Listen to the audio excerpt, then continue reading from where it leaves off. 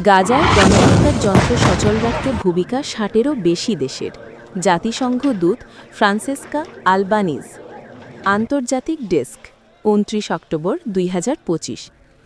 দখলকৃত ফিলিস্তিনি ভূখণ্ড বিষয়ক জাতিসংঘের বিশেষ দূত ফ্রান্সেসকা আলবানিজ জাতিসংঘ সাধারণ পরিষদে পেশ করা এক বিস্ফোরক প্রতিবেদনে অভিযোগ করেছেন, পশ্চিমা শক্তি ও কয়েকটি আরব দেশসহ ৬০-এরও বেশি দেশ গাজায় ইসরায়েলের গণহত্যার যন্ত্র সচল রাখতে সরাসরি বা পরোক্ষভাবে ভূমিকা রাখছে। মঙ্গলবার ২৮ অক্টোবর দক্ষিণ আফ্রিকার কেপটাউনে অবস্থিত ডেজমন্ড অ্যান্ড লিয়া টুটু লেগাসি ফাউন্ডেশন থেকে ভিডিও সংযোগের মাধ্যমে আলবানিজ তার ২৪ পৃষ্ঠার প্রতিবেদন উপস্থাপন করেন। প্রতিবেদনের শিরোনাম গাজা জেনোসাইড, আ কালেকটিভ ক্রাইম, অর্থাৎ গাজা গণহত্যা এক যৌথ অপরাধ। বৈষম্য থেকে গণহত্যা এক রূপান্তরের ইতিহাস। প্রতিবেদনে আলবানিজ বলেন, এই বিশ্লেষণ দেখায় কিভাবে তথাকথিত মানবাধিকারের রক্ষক দেশগুলো চোখ বুজে থেকেছে যখন গাজার ২ মিলিয়নেরও বেশি মানুষ অবরোধ, অনাহার এবং অবিরাম বোমা হামলার শিকার হচ্ছে।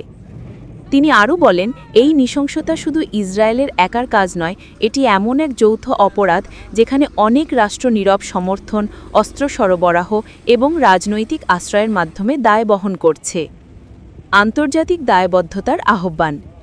জাতিসংঘ দূত আলবানিজ সাধারণ পরিষদের সদস্য রাষ্ট্রগুলোকে আহ্বান জানিয়েছেন, গাজায় মানবাধিকার লঙ্ঘনের এই ধারাবাহিকতা বন্ধে এখনই আন্তর্জাতিক আইন কাঠামো অনুযায়ী পদক্ষেপ নিতে হবে, নইলে এই নীরবতা ভবিষ্যতের গণহত্যার পথ খুলে দেবে।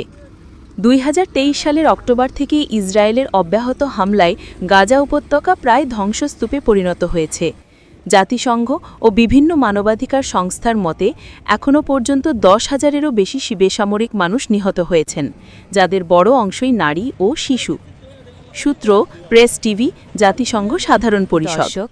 দেশ ও বিদেশ যে যেখান থেকেই দেখছেন আমাদের বিডিসি টিভি 12, ভালো লাগলে অবশ্যই চ্যানেলটি সাবস্ক্রাইব করবেন।